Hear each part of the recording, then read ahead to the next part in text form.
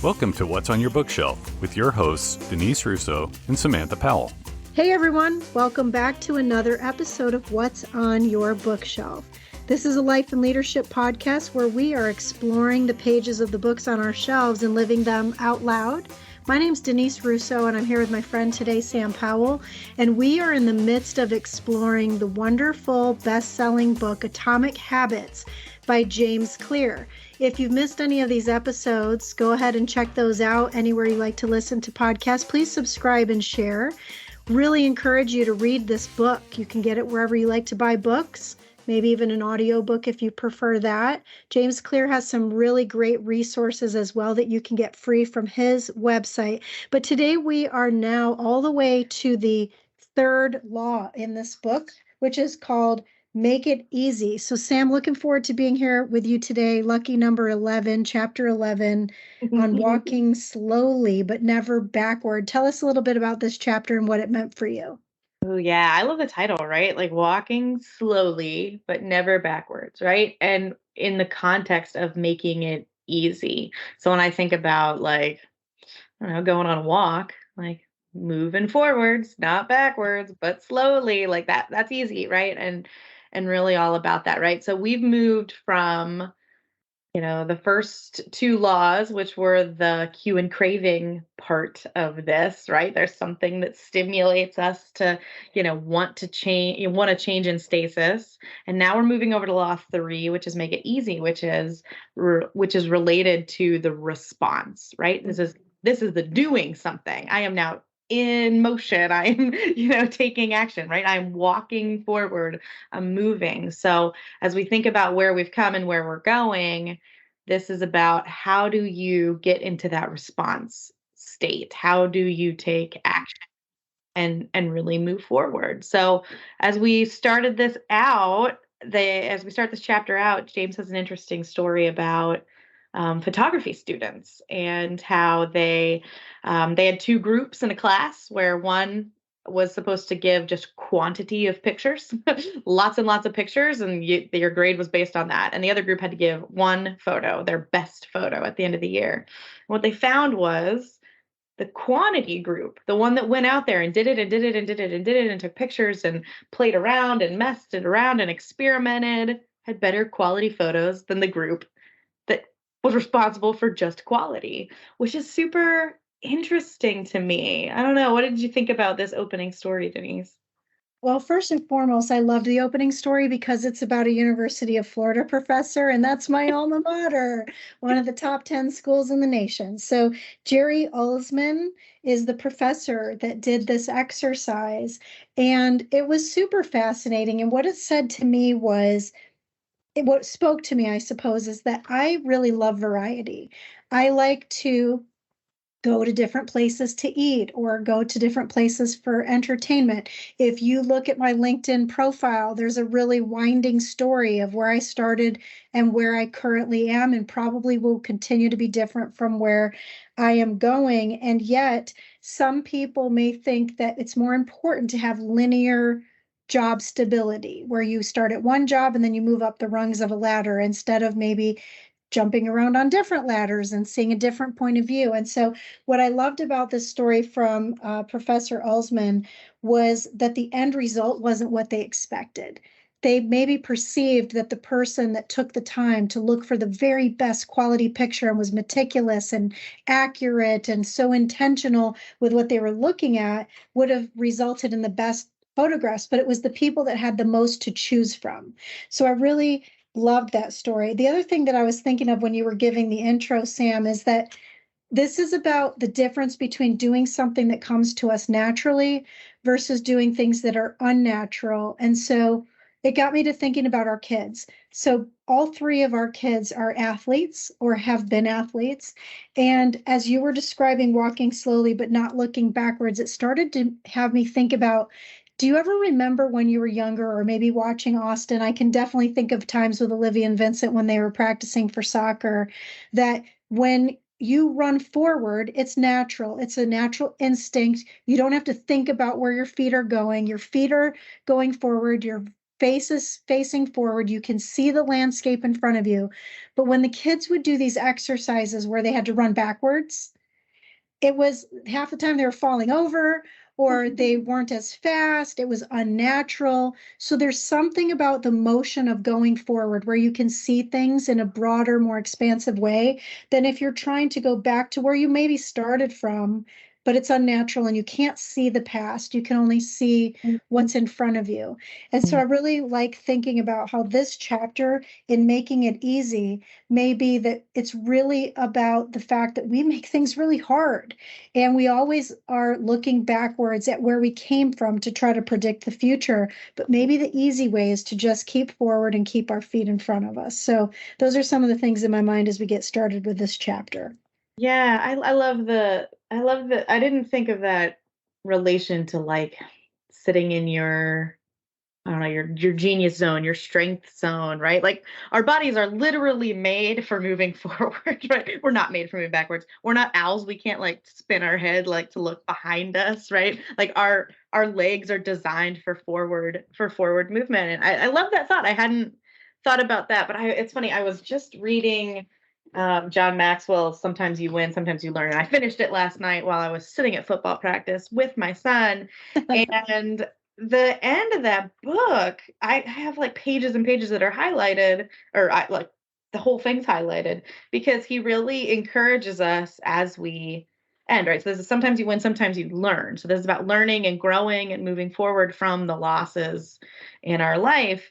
And he really encourages us to lean into our strengths at the end of this book. Like the best thing you can do, it's like the second to last page is talking about being in your strength zone and being in this space where it's easier for you. You're going to learn a lot more while you're sitting in your major strengths. He says you have to major in your strengths.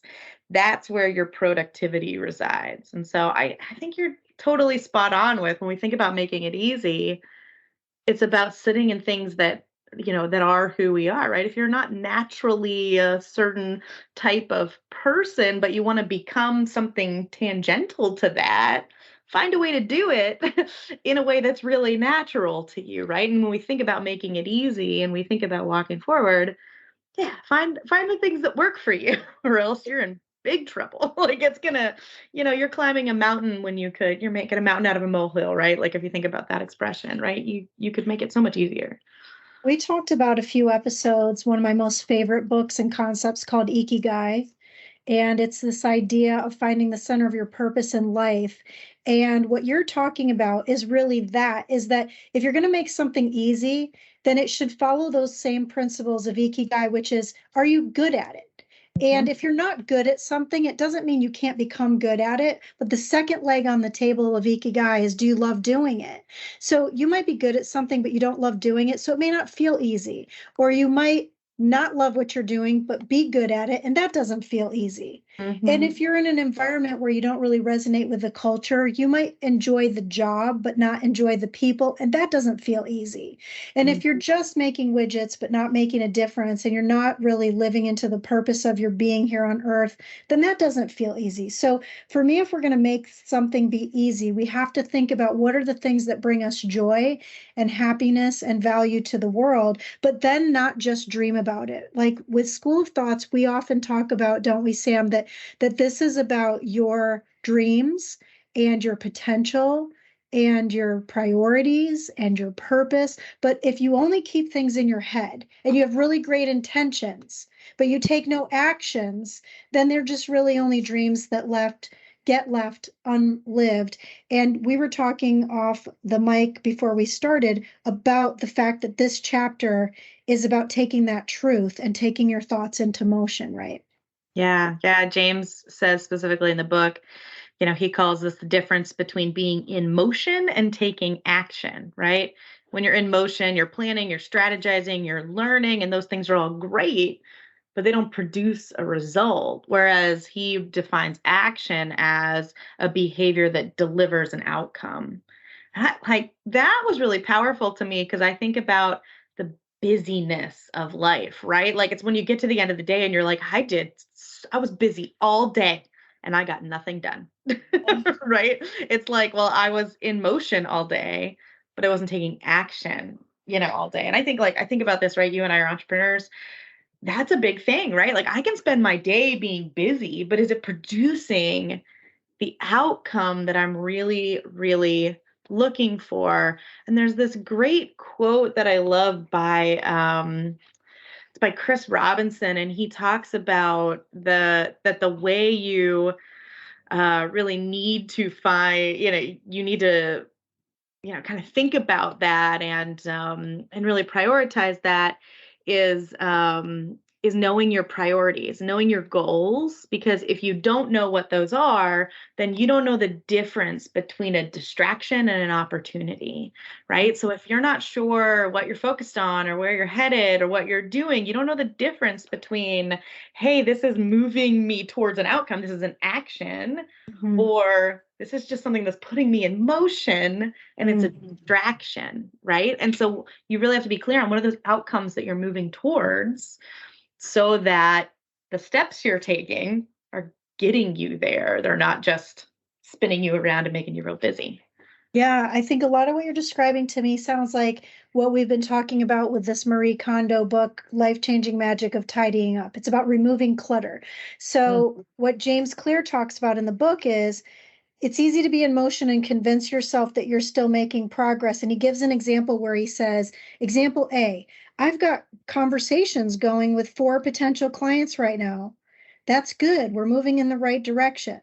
But option B is I brainstormed some ideas for that book I want to write and it's coming together. And when I was reading that, I started thinking like, I have this friend who's so just a kind person. And every day he sends me a message and he'll say, you need to meet so and so. I really want you to meet so and so. Here's another person for you to meet. And I started thinking to myself, I love meeting people, but are the people that are being brought to me the people that are going to bring me towards where I want to go? And how am I going to choose with intention the way I schedule my time? Because I don't know about you, Sam, but ever since we left our last jobs in March, it has been 6 months and it feels like 6 days because time has sped up. I'm constantly busy. I feel like I'm in more meetings than I was when we weren't at work. And when we were at work, we were already in a lot of meetings. But what I really want to think consciously about in this period of my life is what risks do I want to take? What people do I want to surround myself with? What are the things that I want to learn? What are those dreams that I put aside that need to be awakened? And really, how do I make all of this more easy? And how do I create these better habits? And James talks about even here that it's about practicing versus procrastination because it's easy to say you want to do something and you never do anything about it. Case in point, in November, I talked about this on a couple other podcasts ago. And if you're a praying person, I sure would love your prayers for my friend Wendy. So in November, which is almost a year now, she was diagnosed with cancer and she didn't have the luxury of thinking about procrastination. She had to make some very quick decisions about her health and her life and what she had to look forward to. And so for me, it really struck me very hard that there were things in my life that I had good intentions on that I did nothing about. One of which was for years, I've said I wanted to write a book and I did nothing about it. I said I wanted to write it, but how much did I really want to write it? Because I didn't write it. I wrote posts. I was in the safe zone, right? I wrote posts on my Facebook page, and people that already loved me were people that were liking the posts. And one day, a friend of mine for 4 years in a row, so it wasn't one day, but one day in a period of 4 years of her telling me this, I finally said, okay, I'm going to do something about it because I don't have tomorrow promised, nor does my friend. We don't know if today is a day that will be our last day. But if we don't do the things we need to do now, then we can't have the excuse that we didn't have the results that we wanted. And so I ended up publishing a book in less than 10 days. And the results were phenomenal. We'll talk about it on a future episode, but the book ended up becoming a #1 release on Amazon. And it has impacted the lives of thousands of people now. I'm just so humbled and blessed to have been able to actually do it. And I think about the fact that that was in my hands for 4 years, Sam. For 4 years, other people didn't get to read what I wrote because I procrastinated. And it wasn't even that it wasn't easy, but that I felt like it was going to be hard. Like, who would read that book? Who would Yeah. really care? I made something that was easy hard. Yeah, I had a coach tell me one time that you not taking action on the things you are meant to do is the most selfish thing Mm. really do in life, because you're withholding help and things and inspiration that somebody out there desperately needs. And so by not just getting in the game and doing the thing, and just, it doesn't matter. It doesn't have to be perfect. I listened to a podcast today, heard somebody repeat the exact same thing. I actually sent the guy an email. I was like, I loved, the way he framed this up. And um it's really that. It's, you got to get over the perfection. You've got to get over the fact that, like, whatever, you're just going to learn as you're doing this. I'm learning this lesson hard, starting starting my own company, doing this whole thing of, like, you just got to get out there, you just got to try it. And as you try it, and as the messiness and as the experiments get out there in the world, you learn, and you do better the next time around. And eventually it's just better and better and better. But if you don't start taking action instead of taking motion, you never get anywhere, right? You've got to get in there. And so this is where, when we think about how long does it take for a habit to form, right? We're in the getting it, making it easy, making it happen. What James is really talking about here is that it's repetition that gets you to this, like, magical habit line of, like, autonomy, like, right? It's now an automatic habit that I do. And the way you form that isn't with time, it's with repetition. It's with getting in there and doing it and doing it and doing it and doing it until all these little neurons in your brain click and all these pathways are formed, and you're like, oh, I wake up in the morning and now I just do this. Like, you don't even think about it, right? But it's that repetition that really does that. This is something really interesting to me because I love researching our brains, and it gets me thinking about, have you ever been to a store like, I don't know, Marshall's, TJ Maxx, kind of a store, and there's the price tag on the item. And you can pretty easily maybe take your fingers and that little plastic thing that holds the price tag, you can rip it off as opposed to using scissors. I mean, sometimes I've cut my hands doing it, I guess, but most times it's easy to rip it off. It's because it's thin. There's nothing really substantial about it. But have you ever bought something from like a high-end store and the price tag is like connected to the item with rope or like a thicker piece of string, and there's no way you could get it off unless you use scissors to cut it off? You know what I'm talking about? Yep. So in the book, James talks about like what happens in our brain. It's almost the same thing, that in our brain, there's this thing called long-term potentiation, which talks about the strengthening of these cords, if you will, or they're called your neurons in your brain. And so if you imagine that if you aren't repeating something and you just do it one time, it's sort of like that little thin piece of plastic. But the more and more you repeat things, these neural connections, they tighten or they get wound up or they connect to other thoughts. And these other thoughts are like multiple threads coming together and weaving together into this strong thing. And in fact, there's a very famous quote that was written thousands of years ago that talks about where two or three cords come together, they can't be torn apart. And it talks about how, when you come together with other strong people, that you're better together than if you try to do things by yourself. And so when you repeat these habits, you have physical changes that happen in your brain. And you were talking about sometimes you win, sometimes you learn. And in John Maxwell's book, the point of the book is you have to do something to be able to even be able to win or lose, which means it takes motion, it takes action. And this chapter is all about doing things going forward and making things simple and making things easy. And the way you have to do that is sometimes you have to just start. And it may not feel easy at the beginning. In fact, I remember the last 2 weeks, actually, my pastor has been teaching these lessons about how he went through the process of becoming an Ironman. And he talked about how, the first time he got on the bike, it wasn't easy. His legs burned and he could only go maybe a couple of blocks, not miles. And the first time he went from the bike into the swimming pool, it was not easy, but then he ended up having to go into the ocean. So the more you do things and the more you get your habits together, the easier it becomes. So even though this chapter says make it easy, it may not be easy at first. It's about forming that habit that over time becomes easier. What do you think about that? Yeah, I totally agree. It's in the repetition that you do this. I call this lowering the cost of entry. So you need to, right, to start something. It might be hard, but you need to figure out how to make the cost of entry into whatever you're trying to do as low as possible, and then you need to do it over and over and over and over and over and over and over and over and over and over again. Because once you've done it over and over and over again, it is super easy. Right? Like I said, I think a few episodes ago, right? This book inspired me to really change my morning routine, right? Because it's an identity-based habit. I wanted to be a, certain type of people. I wanted to check this off and really bring this into my identity. And it turns out Benjamin Franklin did the same thing. I read that in one of John Maxwell's books. Actually, it was in the end of the Sometimes You Win, Sometimes You Learn. I just read it yesterday. But, really coming up with, hey, here's this identity that I want to have. So I did this whole new morning routine. And so for me to lower the cost of entry, because, right, it was like a list of like 13 things. Some of them I was already doing, some of them I wasn't, but I was trying to do all the the habit stacking and all that sort of good stuff.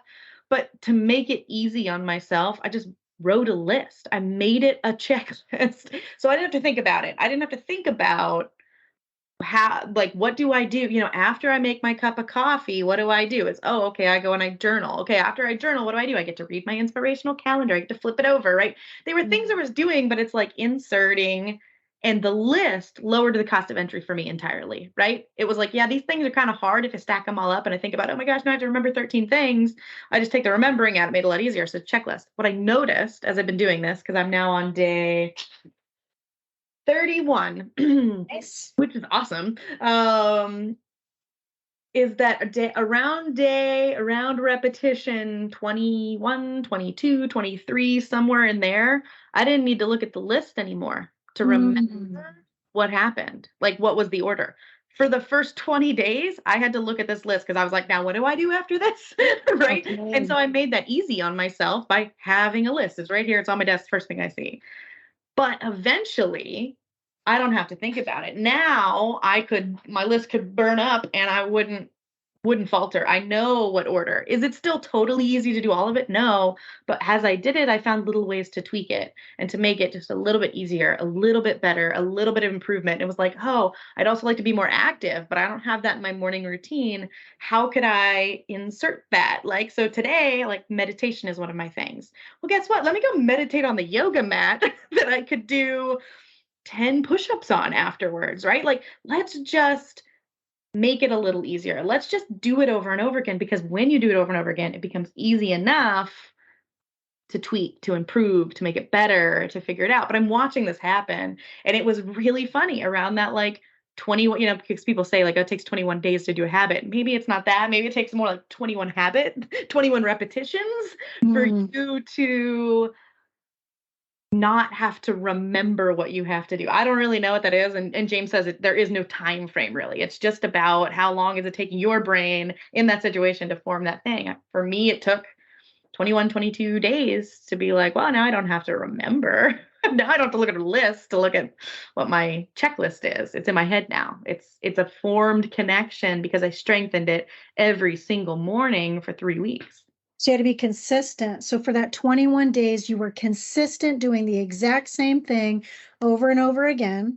Yep. And so basically 21 days it took for it to become consciously competent in your mind. Caroline Leaf, who is another collaborator with John Maxwell, she's a neuroscientist, talks about how it may take 21 days for you to create the habit.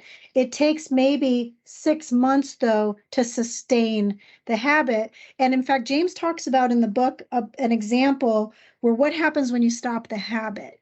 And so he was studying some taxi drivers in London, or scientists were studying the brains of taxi drivers in London, that when they stopped doing their jobs, like when they retired, part of their brain, in their hippocampus, part of their brain decreased in size. And I think we see a lot of research out there that even talks about people who get to the age of retirement, that suddenly their bodies almost rapidly decline. Their mental capacity slows down, their aging seems to speed up somehow. When you stop being in motion, your body stops being in motion. I mean, I don't know any other better way to say it, is that you need to continuously be going towards the forward, right? Walking slowly, but never backwards. And I think really maybe an add-on to the chapter might say walking slowly, but never backwards, and don't stand still. Yeah. Right? It's about walking slowly, meaning there's motion. So I know we're almost done with this chapter. How would you sort of summarize this for our listeners who now you just talked about stacking habits, you talked about creating habits, we talked about making the habits easier, we talked about winning and not always winning, but what you learn when you don't win. How would you end us out today, Sam? I think this is, I think I would end it with James's quote at the very end. That says, to build a habit, you have to practice it. And to practice it, you've got to make it easy, right? I coach people all the time on lower the cost of entry to this thing that you're trying to do. Make it easy to repeat it over and over and over again, because only in the repetition, only in the repeating, only in the doing it over and over and over and over again, do you have any chance of becoming the person you want to be, of forming that habit you want to do, of making that goal, of writing that book, right? The only way you get a book done is by writing and writing and writing and writing and writing until it's done. Mm-hmm. Right? Like I was listening to a guy this morning who said people ask me, how did you write the book? He goes, I wake up at 5, I write for 45 minutes. Sometimes that's 2 sentences.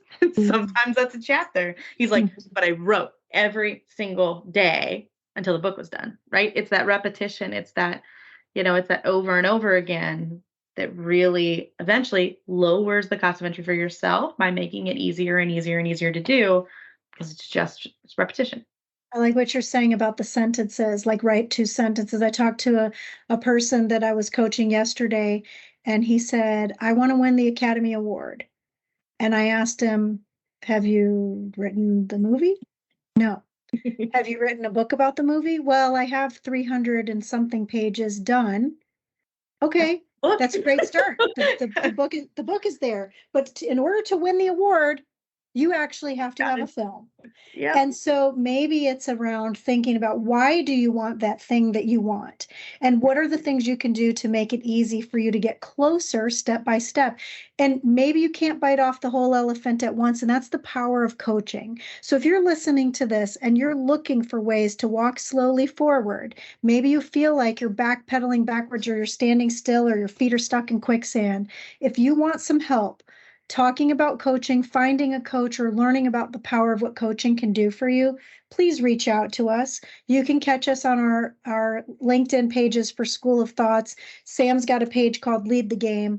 We would love to be able to share with you the power of being able to live these books out loud, complementing that with talking with a coach and being able to get action out of the things that either you've put aside or that you're dreaming about that you want to do, or elevating your potential and growing in some way, or just living closer to your purpose in life. So with that said, we're going to go next week into chapter 12, which is the law of least effort. Sounds pretty painless. So I'm looking forward to learning about what that chapter is all about. And I hope that you'll keep joining us. This is Law 3 in James Clear's book, Atomic Habits. Go check his book out wherever you like to buy books. And if you haven't heard our other episodes, please go ahead and listen to past episodes and let us know what you're getting value out of these episodes. So for today, thanks for being here with us. My name is Denise Russo, and on behalf of my friend Sam Powell, this has been another episode of What's on Your Bookshelf.